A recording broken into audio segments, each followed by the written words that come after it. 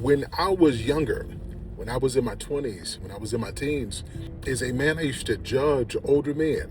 and the men who would stay in their garages, the men who would always be working on something, the silent man, the quiet man, the men who didn't ask for much. I would just assume that these men were angry men. They were mad about life and unhappy because things weren't going their way until I got older, until I started to shoulder responsibilities that were heavy, things that I wouldn't want anybody else to carry who I love. A lot of the times we judge men because we don't understand what they're carrying, and because a lot of men are taught and trained to be silent and to deal with frustration on their own and to internalize it and to show up and to produce and to take care of their families and their wives and to do so without any complaining.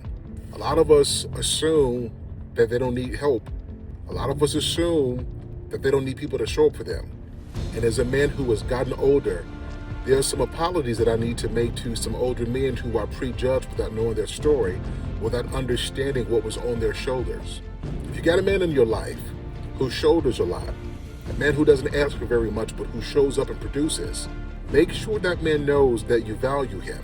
and that he has somebody in his corner who will show up for him, particularly when life gets heavy. Because if he's that kind of man, he's carrying a load that he wouldn't want anybody he loves to carry.